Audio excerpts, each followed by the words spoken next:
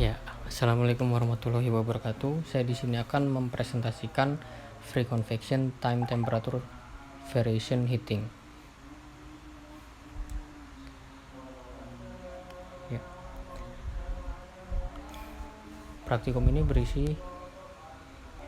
pendahuluan, landasan teori, metodologi praktikum, hasil dan pembahasan, lalu kesimpulan. Yang pertama, definisi paling sederhana dan umum dari perpindahan panas adalah perpindahan panas terjadi akibat dari perbedaan temperatur. Proses perpindahan panas ini terjadi dengan berbagai cara, yaitu cara pertama adalah radiasi, konveksi, lalu konduksi.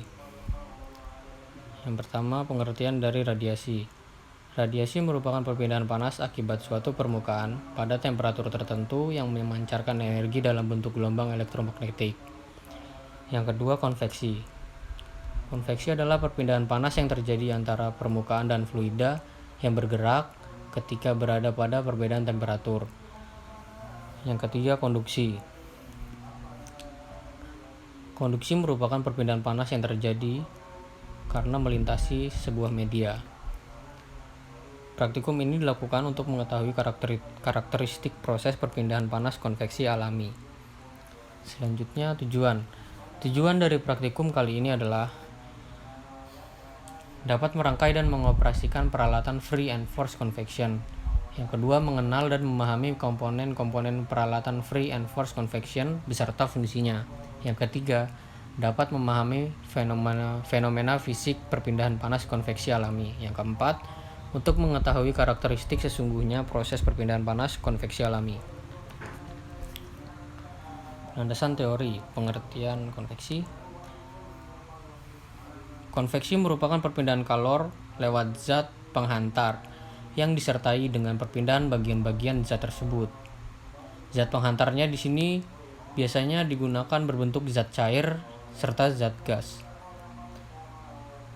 Kalor berpindah dikarenakan adanya aliran zat yang dipanaskan akibat adanya perbedaan massa jenis atau berat jenis.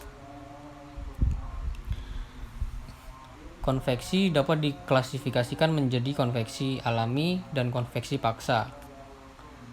Yang pertama, konveksi alami atau natural convection. Konveksi alami terjadi karena fluida mengalami proses pemanasan, berubah densitasnya dan bergerak naik. Gerakan fluida dalam konveksi alami, baik fluida itu gas maupun zat cair, terjadi karena gaya apung atau buoyancy force yang dialami apabila densitas fluida di dekat permukaan perpindahan kalor berkurang sebagai akibat proses pemanasan. Sederhananya, konveksi alami merupakan proses perpindahan panas yang disebabkan oleh beda temperatur dan beda massa jenis dan tidak ada tenaga dari luar yang mendorongnya, atau tidak ada pengaruh dari luar yang mempengaruhi konveksi tersebut. Selanjutnya, forced convection merupakan proses perpindahan panas aliran gas atau cairan yang disebabkan adanya pengaruh tenaga dari luar. Misalnya pelat panas dihembuskan udara menggunakan kipas atau blower.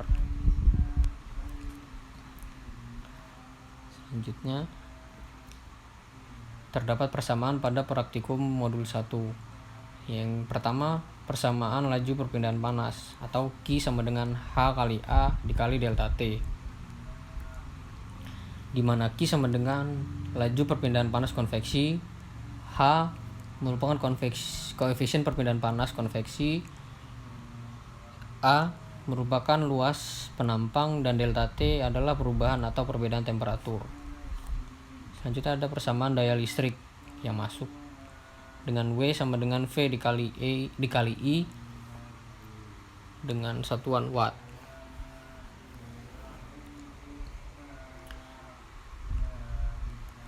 Yang selanjutnya ada persamaan perpindahan panas terhadap waktu atau Q dot. Q dot sama dengan Q per T. Q di sini adalah heat quantity dan T merupakan time atau waktu. Selanjutnya ada rumus untuk menghitung luas penampang. pada heater A sama dengan Pi dikali D dikali L ditambah Pi D kuadrat per 4 dengan satuan meter persegi. Selanjutnya ada HC atau koefisien perpindahan panas konveksi yang dapat dihitung dengan Q dot per AS dikali TM. AS di sini merupakan cross sectional area of the surface dan TM di sini merupakan min temperatur atau temperatur rata-rata logaritmik. Nah, sedangkan di sini menghitung TM dapat dilakukan dengan T out min T in per TS min T in per TS min T out dilogaritmakan yang didapatkan dengan satuan derajat K atau Kelvin. Selanjutnya mencari Nusselt number dapat dicari dengan HC dikali L per K atau HC tadi merupakan koefisien heat transfer konveksi. Selanjutnya metodologi praktikum. Yang pertama alat dan bahan. Di sini kita dapat melihat alat pada percobaan kali ini merupakan free and force convection apparatus dengan memiliki removable fan atau fan pengeluaran itu dan duct traverse probe, lalu ada duct assembly, lalu yang dipasang surface yang pertama dipasang adalah finite surface dan anemometer untuk mengukur suhu dan duct inlet probe, lalu di bawahnya ada flat surface, handheld surface dan finite surface, dan pada kotak tersebut ada fan control atau tuas untuk mengatur kipas dan heat control and display atau tombol on off untuk heaternya. Nah, pada eksperimen kali ini dilakukan pada dua surface, yaitu flat surface dan finite surface. Itu disediakan finite surface untuk pada praktikum lainnya. Prosedur praktikum modul 1 adalah menyalakan perangkat komputer atau portable komputer, lalu menjalankan software VIDAS, memasang permukaan perpindahan panas yang telah ditentukan. Pada kali ini yang ditentukan adalah finite surface dan flat plate surface. Yang keempat, menghidupkan mesin dengan menekan tombol power mesin dan power heater.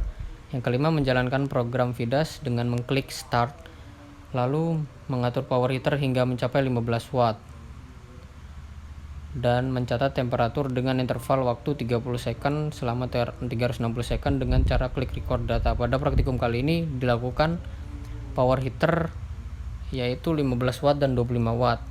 Untuk temperatur untuk interval waktu dilakukan pada 0 second sampai 450 second. Setelah data tercatat, turunkan power hingga 0 lalu matikan heater dengan cara menekan tombol power heater. Ulangi langkah percobaan 6-8 dengan mengganti permukaan kerja perpindahan panas, fin dan flat surface serta power heater. 10 bila telah selesai, matikan power mesin dan PC. Selanjutnya hasil perhitungan dan pembahasan. Hasil dari data yang didapat pada praktikum kali ini, data diolah untuk mendapatkan data yang didapat dari praktikum tersebut diolah untuk mendapatkan T2-T1, lalu dicari kembali untuk mendapatkan temperatur rata-rata logaritmik atau TM, dan setelah semuanya didapatkan digunakan untuk mencari perpindahan panas konveksi koefisien atau HC. Ini merupakan data pada finite surface dengan power 25 watt.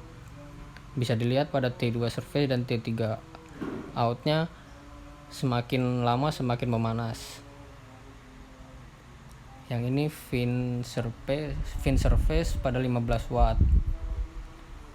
Selanjutnya flat surface pada 25 watt. Dan yang ini flat surface pada 15 watt. Pembahasan. Setelah data didapatkan, selanjutnya kami mengambil beberapa data, yaitu nilai difference T2-T1, interval waktu pada semua surface, nilai laju perpindahan kalornya atau powernya untuk dijadikan grafik perbandingan nilai difference T2-1 terhadap waktu.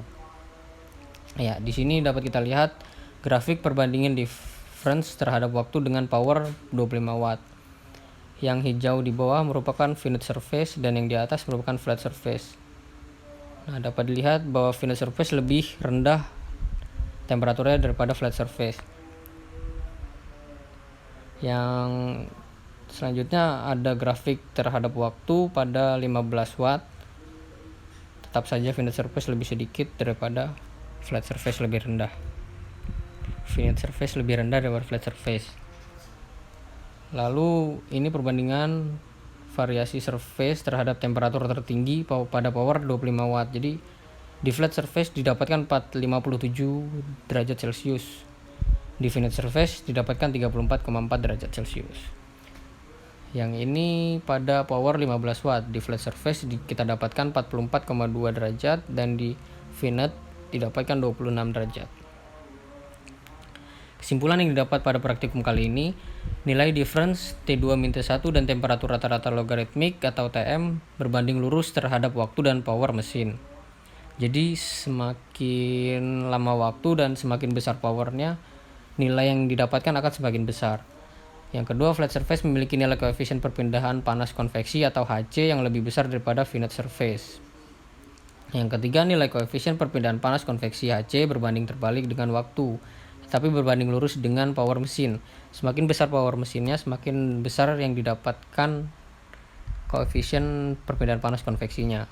Lalu, finite surface memiliki nilai difference dan temperatur logaritmik lebih kecil daripada flat surface. Ya, selanjutnya saran